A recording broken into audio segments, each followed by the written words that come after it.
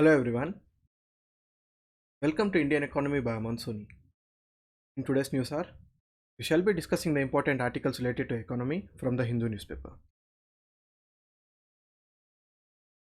In page 1, there is an article about the Foreign Contribution Regulation Act.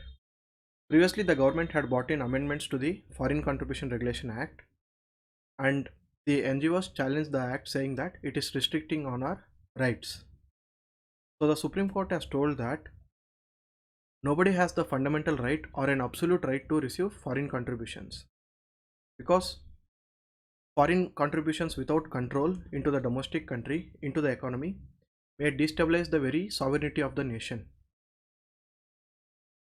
And putting restrictions under the FCRA Act on getting foreign contributions is a reasonable restriction, so it is allowed, said the Supreme Court.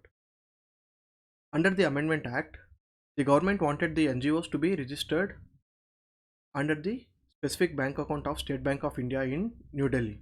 So this is done to make sure that there is one point of entry wherein all the foreign contribution to that particular NGO would come into one bank account of SBI in New Delhi, and from there they can distribute it to the other bank accounts of the same NGO.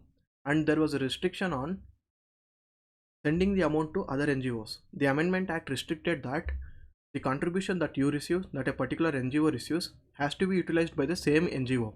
It cannot be transferred to any other NGO.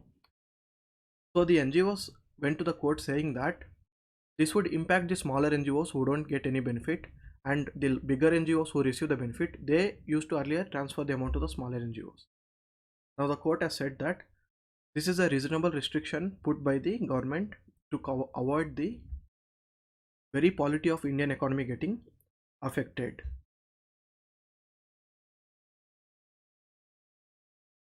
And the court has also said that the charity could also be found at homes. The NGOs could attract donors within the country, and it gave an example of the intoxicant, which is also a medicine. If it is taken in a reasonable amount, it is good for the health, but if it becomes too much, then that very intoxicant, that very drink that you take would kill you. So NGOs are also, the foreign contribution for NGOs are also the same. We have been looking at the examples of how in the USA the elections were impacted because of the funding. So this is a well accepted practice all over the world that too much of foreign funding will affect the economy and the polity, because there are no free lunches in the world. Everything, every contribution, every donation will come with a terms and condition. So that's why the court has said it is a reasonable restriction by the government and that is allowed.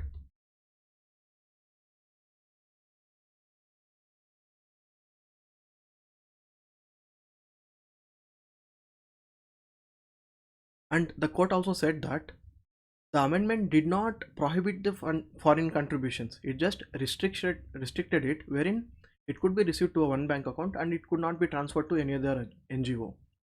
If the government had entirely restricted the foreign contribution, then it would have been wrong. But now it is just a reasonable restriction, so the court allowed it.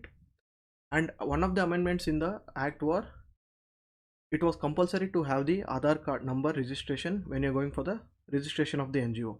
The court has said that this is not compulsory and this is not mandated, and the court has removed that provision. In the editorial page, there is no news related to economy today. In the business page, RBI to focus on inflation. In the recent Monetary Policy Committee meeting, RBI revised the inflation estimate from earlier 4.5% to currently 5.7%. This revision is based on the Russia-Ukraine conflict, increase in the oil prices, increase in various commodities like wheat, etc., which are impacted because of the Russia-Ukraine conflict. And all these years, in the last 3 years, RBI was focusing on the growth over the inflation. We need to remember that RBI has to control inflation on one side and it has to promote growth on the other side. If we look at it, the both are conflicting to each other, because too high inflation would impact the growth, and A reasonable and good way would be a little inflation which is also promoting growth. That is how a country can develop. Now if the inflation is too much, it would affect the growth because it would affect the consumption and demand, and it would lead to vicious cycle in the economy. So RBI said that during the COVID years, it was putting growth over the inflation. Now because the inflation is increasing so much, slowly it is going to prioritize controlling inflation over the growth. Now even though the accommodative stance is continued currently, accommodative stance is where the RBI will keep the same interest rate or it is going to reduce the interest rates in the future. So it said that even though it is accommodative stance now, it is slowly moving away from the accommodative stance. And in case the inflation increases too much in the future, it would go for tight monetary policy. Tight monetary policy is wherein the RBI will increase the interest rate so that it would control the money supply in the economy, finally which would lead to fall in the inflation.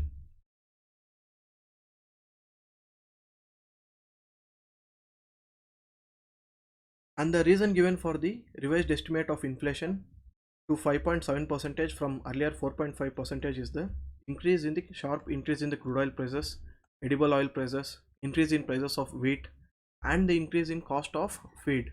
Because of increase in the cost of feed, the prices of poultry, egg and other dairy products got impacted, and the prices of which increased. And because of the increase in inflation and the increase in prices, the growth would get affected. So the RBI also revised the growth. It had estimated the Indian economy's growth to be 7.8% earlier. Now it has revised it and it has reduced it to 7.2 percentage. Tax receipts increased by 34 percentage and India's tax to GDP rises to 11.7 percentage. Previously our tax to GDP ratio used to be around 10.3 percentage for a very long time, and currently it has increased to 11.7 percentage, and this is a 23-year high. In the last 23 years, this is the highest tax to GDP ratio that we are getting. And the current tax collections as of now is 5 lakh crores more than the budgeted estimates, and it is almost 1.8 lakh crore more than the revised budgeted estimates.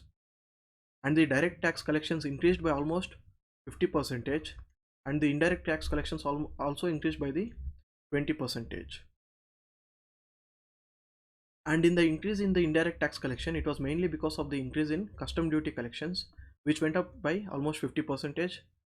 The custom duty collection increase shows that there is huge import and export happening.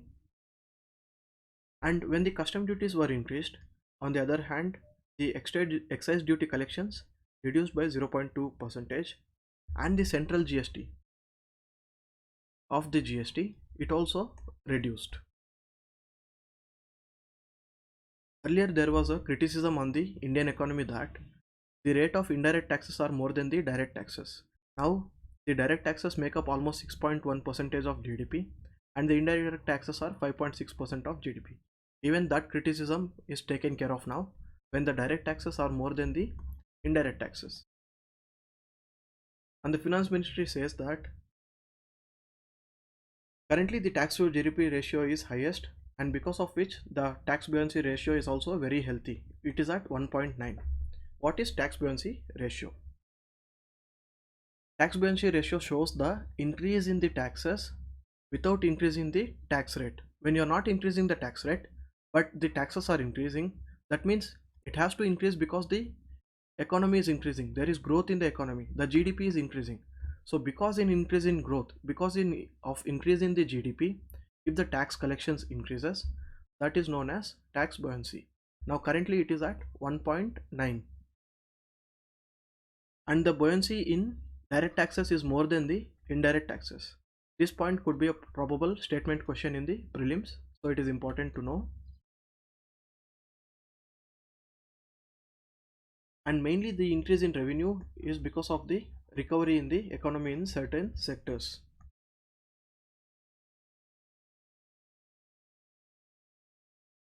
RBI wants all banks to offer cardless withdrawals. Now when we are withdrawing using the debit card in the ATM, there are certain limitations where certain frauds used to take place, such as card skimming, card cloning, wherein The scamsters used to capture the data of the card and make a similar card with the same data and then extract the money. That is known as card cloning. And when we use a device called skimmer, the data of the card is captured and the crucial data from the card is stolen. That is known as card skimming. So all this used to take place when we are using cards. And what if we can withdraw cash from the ATMs without ATM cards?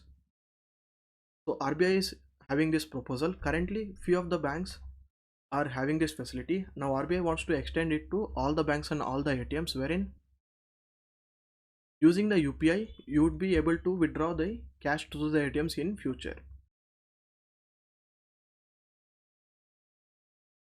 We can skip this news. There is a report by the FAO, Food and Agriculture Organization. Because of the Russia-Ukraine conflict, the global wheat production, sunflower oil, and the oil which was going through the Black Sea and other crops like corn, barley, all these are getting affected. Because of which there is going to be less food supply in the global market, so that the prices of the food prices will rise in the future, and this would impact the poor. And FAO says that because of the war, the malnourishment in the world will increase. Their other small concept is, what are scrap supplies when it is related to gold? The old jewelry that is sold in the market by the consumers, and the coins, jewelry in the form of coins, in the gold coins, when that comes to the market, it is known as scrap supplies. These are the articles related to economy today. Thank you so much.